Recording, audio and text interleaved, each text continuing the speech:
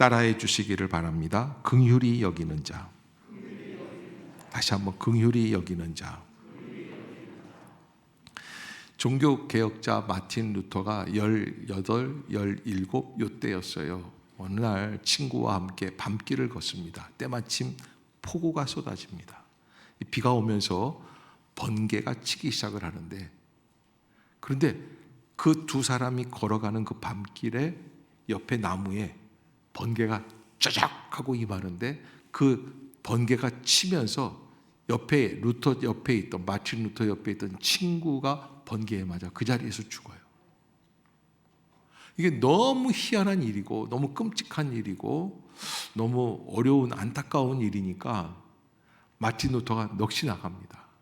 그리고는 곧바로 하나님 앞에 나아가서 무릎을 꿇고 통곡하며 울면서 기도합니다. 마틴 루터는 그날 내가 왜 그랬는지 아직도 생각이 안 된다.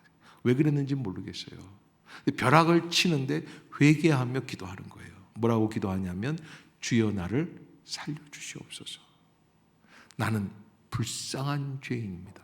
17살짜리가 무슨 죄를 많이 지었겠어요. 그런데 하나님 앞에서 고백을 하는데 나는 불쌍한 죄인입니다. 그러면서 나의 일생을 주를 위해 살겠습니다. 마틴 루터의 꿈은 광부의 아들로 태어나서 돈을 많이 벌고 그를 위해서는 이 법률 쪽에서 법률 자문가가 되든지 변호사가 되든지 재판관이 되어서 법대에 진학을 해서 공부하는 그런 법대생이었습니다. 그런데 마틴 루터는 그날 진로를 바꿉니다. 그래서 하나님을 위해 헌신하는, 온 가족이 반대하는데 하나님께 헌신하는 거예요. 왜냐하면 이제 그 경험상 자기가 보니까 인생에 사는 것, 죽는 게 어때요? 너무 헛된 거예요. 같이 걸었던 친구가 한순간에 죽는 거예요. 그 체험을 하고 그 루터는 그러한 어려움 속에서 다시 한번 수도원을 찾아가서 수도와 경건 생활로 이 천국을 바라보는 그런 생활을 시작을 합니다. 그런데 그에게 한 가지 고민이 있는데, 고행이나 수도원에 들어가면 이제 고행을 하죠. 무릎을 꿇고 기도한다든지 밥을 안 먹는다든지 밤에 잠을 안 자든지 뭐 이렇게 여러 가지 고행을 합니다. 독신, 혼자 산다는 것, 청빙, 과연 이런 것들이 하나님이 받으실 만한 선일까 하는 문제였다는 거예요. 하나님 정말 기뻐하시는 게 뭘까? 내가 결혼 안 하고 사는 게 하나님이 기뻐 받으시는 것일까? 물론 결혼을 안 하고 홀로 살면서 하나님의 영광을 위해 사는 분들도 많이 계십니다. 그러나 그분들이 다 잘못됐다는 것은 아닙니다. 그러나 루터의 마음속에는 어떤 게 있냐면, 정말 하나님을 기쁘시게 할 수 있는 게 무엇일까? 어떤 길로 나가야 할까? 그는 스스로의 노력으로 천국에 갈 수 있을까 번민하다가 하나님의 말씀을 보기 시작하고 시편과 로마서 연구를 통하여서 한 가지 깨닫는 게 있는데, 의인은 오직 무엇으로만? 믿음으로만 의롭다함을 받을 수 있다는 진리를 발견해내요. 따라해 봅시다. 의인은 오직 믿음으로만 의롭다함을 얻을 수 있습니다. 아멘. 의인은 오직 믿음으로만 의롭다함을 받는다는 게 무슨 의미가 있어요? 그거는 바로 인간은 긍휼이 필요하다는 거예요. 하나님의 긍휼이 없으면, 하나님의 용서하심이 없으면, 주님의 자비하심이 없으면 우리는 주님 앞에 설 수 없다는 거예요. 오늘 말씀의 주제는 팔복의 5번째 주제, 긍휼히 여겨라 라고 하는 말씀입니다. 긍휼히 여겨라. 따라해 봅시다. 긍휼히 여겨라. 이 예수님께서 뭐라고 말씀을 하시냐면, 긍휼히 여김을 받는 자가 복이 있는 게 아니라 긍휼히 여김을 받기 위해서는 먼저 뭐부터 하라는 거예요? 긍휼히 여겨라. 아멘. 그래서 여러분, 긍휼이라는 것은 내가 다른 사람들을 마음으로 정말 불쌍하게 생각하는 거예요. 비참한 상태에 있는 사람들을, 이 하우링이 납니다. 방송실. 비참한 상태에 있는 사람을 불쌍히 여겨서 그를 돕는 행동을 의미합니다. 신약적으로는 헬라어로 엘레오스라고 하는 개념이 있고요. 구약으로는 헤세드라고 하는 하나님의 자비를 이야기합니다. 그런데 이 긍휼히 여긴다라는 뜻 안에는 긍휼이라는 것은 마음속에 품고 있는 마음만 있어서는 안 돼요.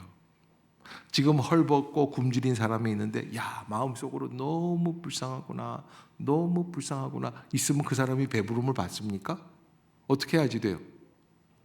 우선 도와줘야지 돼요. 어떻게 됐든 간에 어떤 든지 간에 입혀주고 먹여줄 수 있는 길을 선택하는 게, 그래서 긍휼이라는 것은 실천적인 삶을 기반으로 하는 거예요.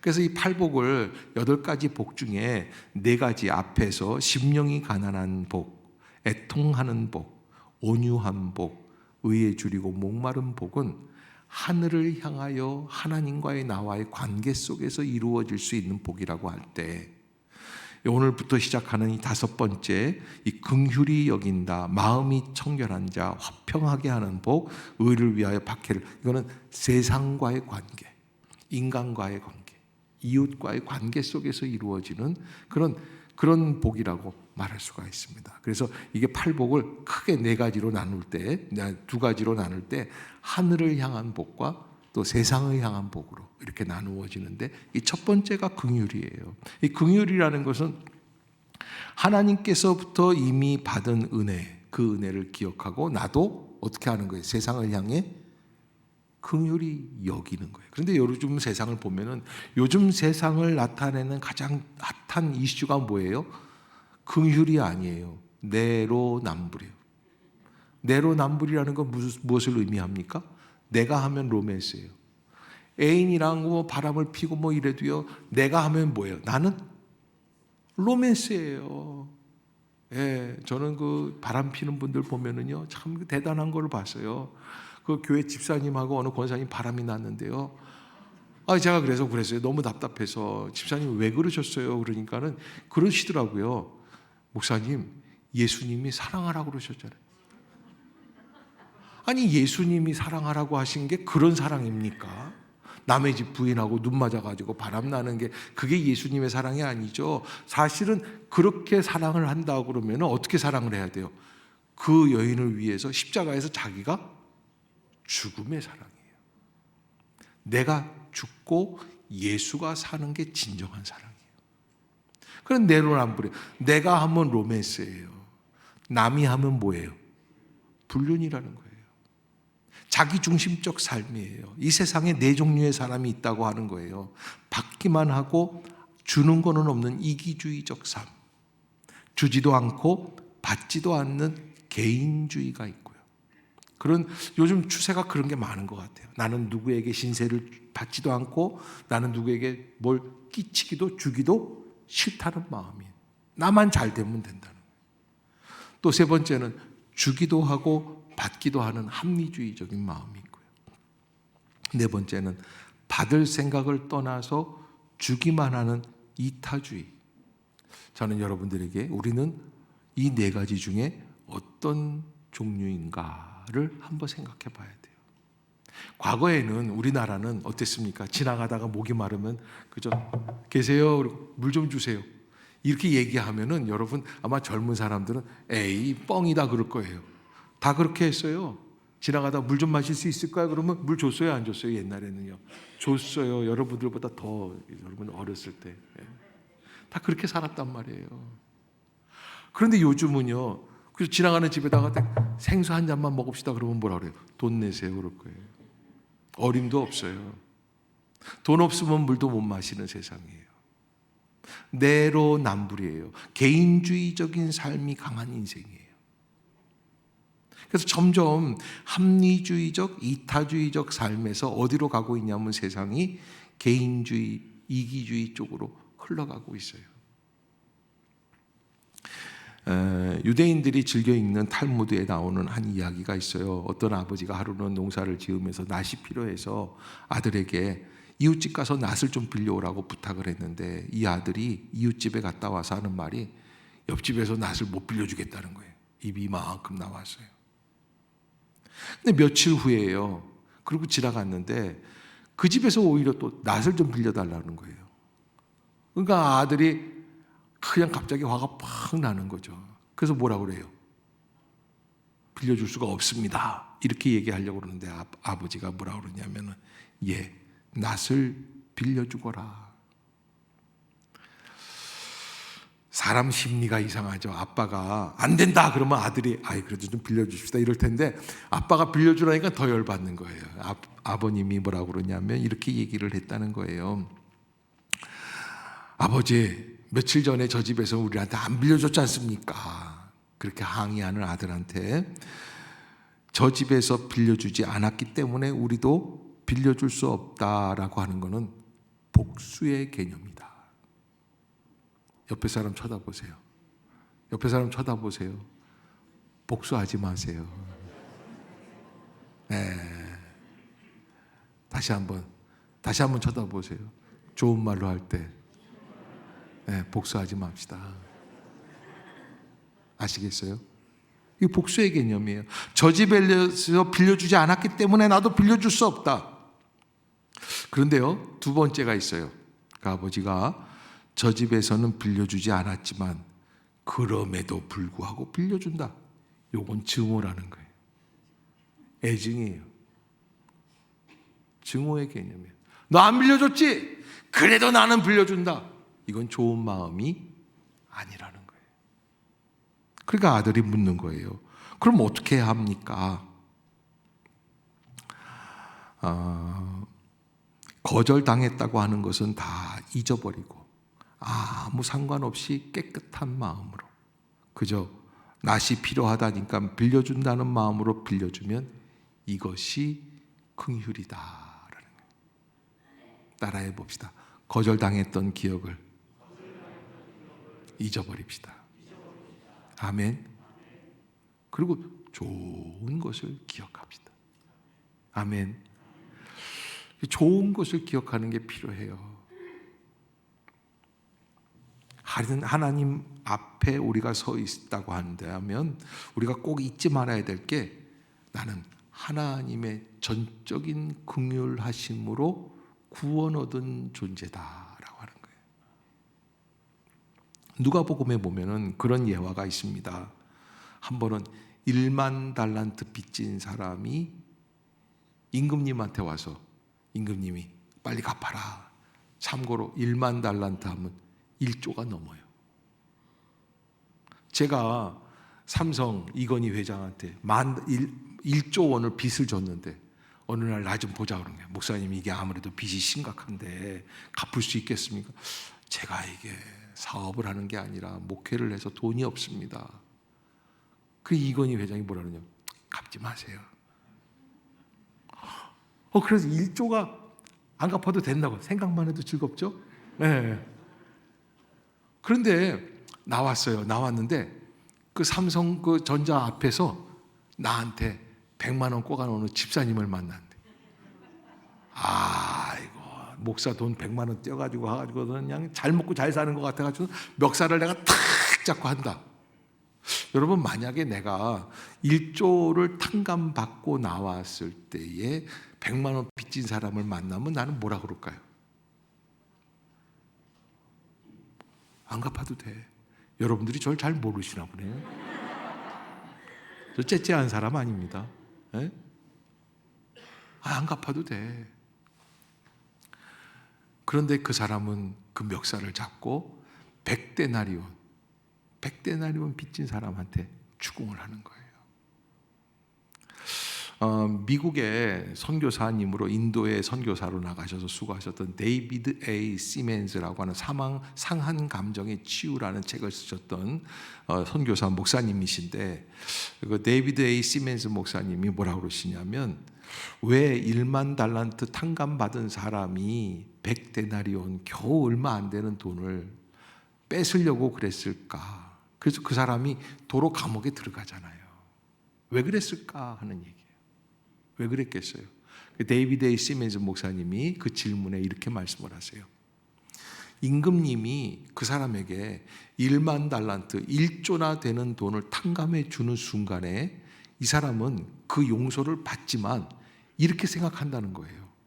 이거는 영원한 완전한 용서가 아니라 뭐라는 거예요? 빨리 벌어서 갚아야지. 속으로 그 생각하고 나왔다는 거예요. 빨리 벌어서 갚아야지.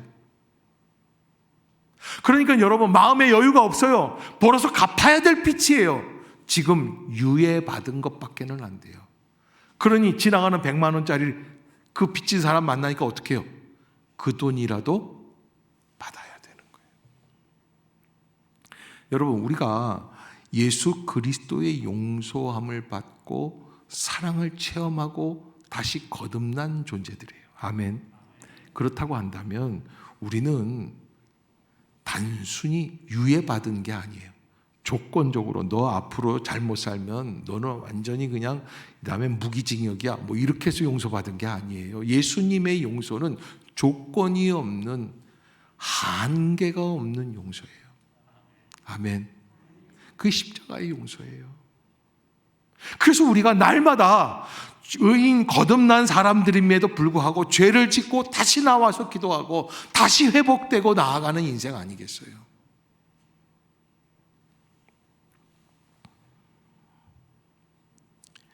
주님 앞에 서면 우리가 늘 잊지 말아야 될 게, 나는 하나님의 전적인 긍휼하심 속에서 구원받은 존재이구나. 아멘.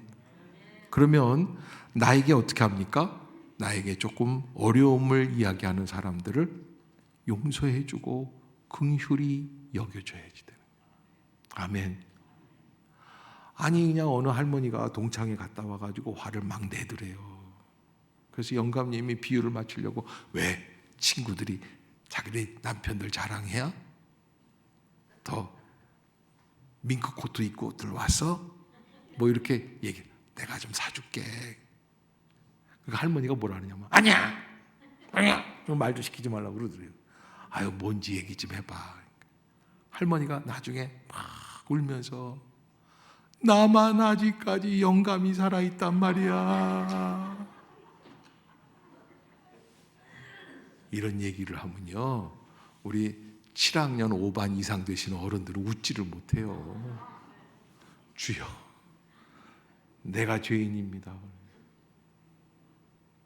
여러분, 우리가요 인생을 살아갈 때 내가 주님의 긍휼하심을 체험했습니까? 그러면 이 긍휼하심을 가지고 누구를 긍휼히 여겨야 될까요? 가장 가까이에 있는 이웃들을 긍휼히 여겨야 돼요. 아멘. 그들을 불쌍히 여겨주는 거예요. 이해하는 거예요.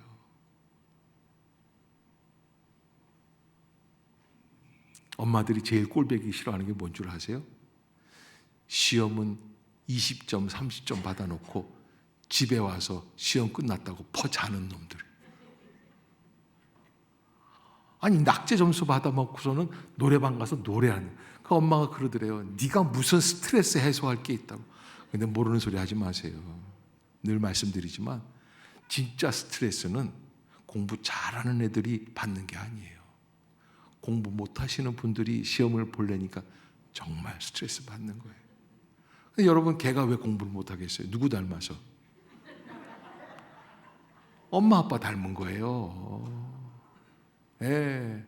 그러니까 얼마나 스트레스예요. 이거는 진짜 찬송 중에 그런 게 있어요. 울어도 못하네, 힘써도 못하네. 안 돼요. 그러니까 그걸 가지고 서로 안 된다고 그러고 왜 그랬냐고 그러고 그걸 탓해봐야 뭐 하겠어요? 오히려 미래를 도모하세요. 저는 그래서 우리 집 애들한테 절대 공부 잘하라는 말을 안 해요. 왜? 나는 믿어요. 날 닮았으면 언젠가는 반드시 빛나는 별이 되리라. 네? 비웃는 분들이 계세요. 그런데 여러분, 왜 그렇게 생각하냐면 사실은 어머님을 생각하면 눈물이 나지만 긍휼히 여겨주셔서 제가 살아온 것 같아요. 그 공부 못하는 아들이, 그 재주 없는 아들이 시험을 보러 들어갔는데, 인천의 부평고등학교 교실에서 시험을 보고 있는데, 그래서 저는 그냥 엄마 이제 들어가세요. 그러고서 나는 이제 시험 보러 들어갔는데, 그날따라 추웠어요. 옛날에 이렇게 시험 보는 날 추웠는지 몰라요. 그리고 다 끝나고 6시에 나왔어요. 거기 서 계시더라고요. 내가 얼마나 부끄러운지. 시험은 죽을 쏘는데 엄마는 그 아들 하나 보려고 그냥 철문을 붙들고 내내 눈물로 기도하시는 모습을 보니까 정말 부끄러워요. 그런 저인데 제가 아이들한테 또 무슨 얘기를 하겠어요? 그렇지 않아요? 가만 생각해 보니까 제가 살아갈 수 있었던 길은 엄마의 응원 덕분이에요. 엄마가 저를 사랑해 줬어요. 품어줬어요. 얼마나 사랑했는지 소풍 가는 날 시장에 가서 그때 애들은 운동화가 구멍 뚫린 거는 예사였어요. 그런데 동생 신발도 구멍이 뚫리고 제 신발도 구멍이 뚫렸는데 제 신발만 사는 거예요. 오빠라고, 아들이라고.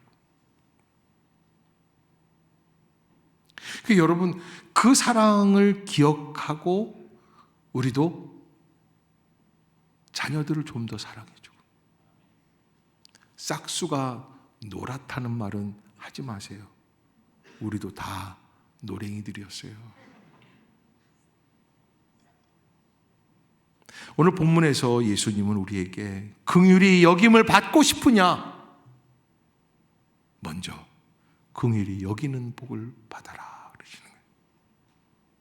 그 긍휼히 여기는 복을 받기 위해서는 어떻게 해야 합니까? 내가 하나님 앞에서 서 있는 나 자신을 발견하는 거예요.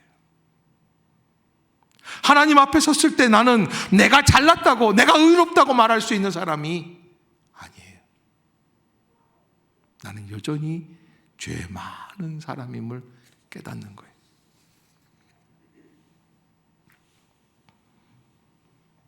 그래서 긍휼이라는 엘레오스, 엘레몬이라고 하는 이 헬라 말은 바로 하나님의 전적인 용서를 받은 사람이에요.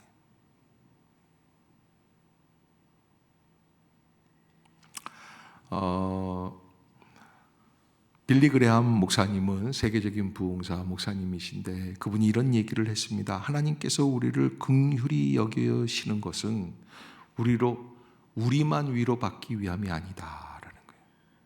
하나님께서 나를 긍휼히 여겨주신 이유는 어디에 있을까요? 세상으로 나아가 세상을 위로하기 위함이에요. 아멘. 그런 목적을 갖고 살아가는 거예요. 따라해 봅시다. 하나님이 나를 불쌍히 여기신 것은 세상을 위로하기 위함입니다. 아멘. 상처 만난 사람들, 화를 당한 사람들, 어려움에 있는 사람들, 세상이 긍휼이 필요한 이 시기에 그들을 보다듬어주고 위로해주고, 어렵다고 하지 않습니까? 그들에게 우리가 해줄 수 있는 말이 뭐가 있습니까? 우리가 기도하니까 잘 될 것입니다. 함께 다시 한번 시작합시다. 예수님께서 누가복음 10장에서 선한 사마리아 이웃에 대한 이웃이 누구인가, 선한 사마리아인의 사랑의 이야기를 해줍니다. 강도 만난 사람이 죽어가고 있어요. 예루살렘 고개에서 쓰러져서 죽어서 피를 흘리고 있는데 제사장도 그를 외면하고 레위인도 그를 외면하고 유다 지파 사람들도 그를 외면합니다. 다 어떤 사람들입니까? 하나님을 제일 잘 믿는다는 사람이에요. 그러나 혼혈이라고 할 수 있는 사마리아인, 한 사마리아인이 그 사람을 보고 불쌍히 여기는 마음이 생겨서 그 사람에게 가까이 가 상처를 싸매주고 그를 자기 나귀에 태워 여관에 묵게 해주고, 그리고 그의 모든 치료비를 물어주고, 그리고 자기는 다음날 사업을 하기 위해 떠난다는 거예요. 예수님께서 그 본문에서 뭐라고 말씀을 하시냐면, 너희가 과연 누가 그 강도 만난 자의 이웃이 될 수 있느냐? 너희가 가서 이와 같이 하라. 누구처럼? 상처 만난 사람을 위로해준 사마리아인처럼. 그런 유대인이 아니에요. 레위인도 아니에요. 제사장도 아니에요. 그런데도 불구하고 그는 마음속에 하나님을 믿고 있기 때문에 하나님의 은혜 가운데 그를 불쌍히 여기는 그런 마음을 가지고, 그래서 예수님께서 너희는 가서 내가 긍휼을 원하고 제사를 원치 아니한다 하신 뜻이 무엇인지 배우라 말씀하신 거예요. 따라해 봅시다. 내가 긍휼을 원하고 제사를 원치 아니한다. 다시 한번, 내가 긍휼을 원하고 제사를 원치 아니한다. 여러분, 이 말씀 속에는 무슨 의미가 담겨 있냐면, 다른 사람들은 막 핍박을 하고 직원들한테는 막 강도처럼 막 그냥 막 들이밀고 그러면서 하나님께만 예물을 드리는 건 이건 옳지 않죠. 그렇지 않겠어요? 시어머니 용돈을 안 드리면서 교회다가만 헌금을 하면 되겠어요? 저는 그건 아니라고 봐요. 여러분, 먼저 나눌 수 있는 게 있어야지 돼요. 물론 너희는 먼저 그의 나라와 그의 의를 구하라고 말씀을 하셨지만, 그 은혜 가운데에서 서로 나누면서 배려해 주면서 격려하면서 하나님의 나라를 이루어가는 것이 우리의 마음 아니겠습니까? 그게 긍휼히 여기는 마음이에요. 우리 믿음의 사람들에게는 이 긍휼의 마음이 한 번만 있어서는 되는 게 아니라 계속 솟아나와야 할 것입니다. 아멘. 그것이 행동으로 나타나야 합니다. 어느 목사님이 어느 시골의 교회에 가서 부흥 집회를 하시는데, 어느 할머니가 나오셔서 목사님 설교가 그렇게 슬픈 설교가 아닌데 첫날부터 끝날까지 맨 앞에 앉으셔서 눈물을 흘리시더래요. 그래서 목사님이 다 끝나고 물어보셨대요. 아유, 할머니 무슨 감동이 있으시길래 제가 그렇게 슬프게 설교한 게 아닌데 그렇게 우세요, 저만 보면. 그러니까 이 할머니가 미안해요. 저 목사님 얼굴을 뵈니까요, 몇 달 전에 죽은 우리 염소 새끼가 자꾸 생각이 나요. 여러분, 염소 새끼 한 마리만 생각이 나도 눈물이 나는 세상이에요. 어떤 집은 그 목사님한테 전화를 걸어서 그러시더래요. 목사님, 큰일 났습니다. 우리 삐삐가 죽었습니다. 그래서 가보니까 그게 삐삐가 강아지인데 강아지 장례식을 아주 성대하게 잘 치렀다는 거예요. 그런데 여러분, 그렇게 가까이에 있는 동물들은 사랑하지만 정말 내가 배려해야 될 나의 이웃, 나의 가족, 나의 식구들, 나의 부모님 에 대해서는 어떻게 생각하고 있습니까?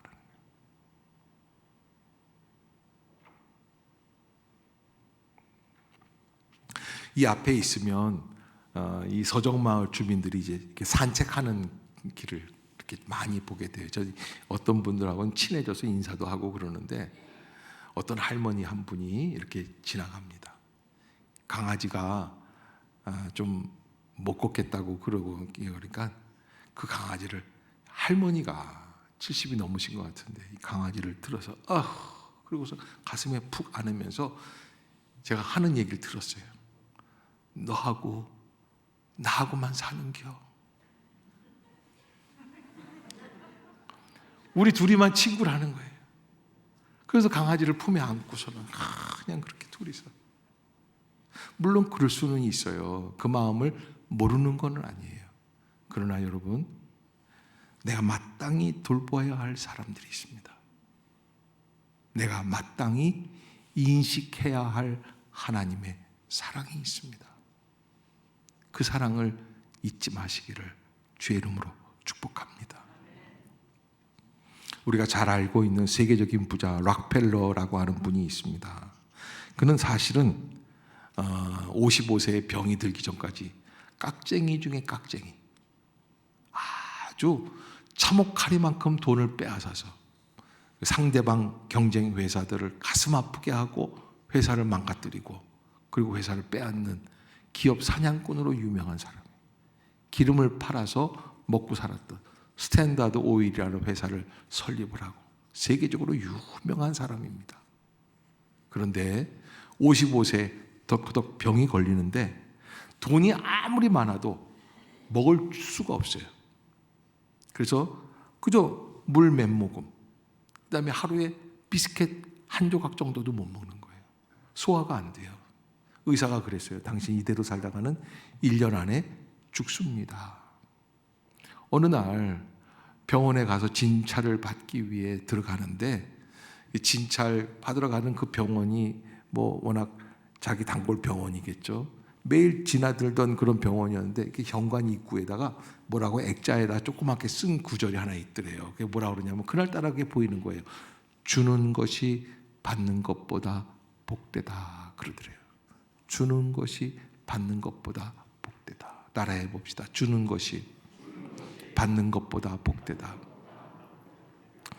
그 말이 그냥 록펠러의 마음에 그날따라 왜 언제 보이냐면요, 자기가 돈이 수천조가 있어도 먹지를 못하고 굶어 죽어가고 있을 때 그게 보이는 거예요. 주는 것이 받는 것보다 복되다라는 말이 보여요. 의사는 55세 된 록펠러에게 당신이 데려가면 죽습니다. 마음을 바꾸십시오. 마음을. 그리고서 이제 진찰을 받고 내려오는데 병원 복도에서 한 여자아이가 죽어가는데 돈이 없는 거예요. 그러니까 원무과에서 막 독촉을 하고 돈 없으면 나가라고 그러고 막 그런 실갱이 벌이는 모습을 봐서 록펠러가 비서한테 시켜가지고 제가 어떤 일인지 돈이 필요하면 돈을 좀 주라고 그랬다는 거예요. 왜 아까 들어올 때 뭐 했어요? 주는 것이 받는 것보다 복되다라는 마음이 생기니까. 그리고는 한 번에 그치지 않고 그 아이가 다 기적적으로 살아날 때까지 치료비를 다 대줬다는 거예요. 록펠러가 자기 자서전에 그날 일을 쓰면서 이렇게 행복한 적은 내 인생에 55년 만에 처음이었다. 내 가슴속 저 밑에서부터 기쁨이 끓어오르기 시작을 했다. 그 이후로 록펠러의 삶이 완전히 180도 바뀌어요. 그리고는 전 세계적으로 구호를 시작해요. 가난한 자를 돕기 시작해요. 자기의 전 재산을 털어서 미국에서 최고의 명문 대학인 시카고 대학을 세워요. 그리고 교회를 세워나가기 시작을 하는데 전 세계적으로 세우는데 몇 개나 세웠을 것 같아요. 교회를 3,000개 교회를 세워요.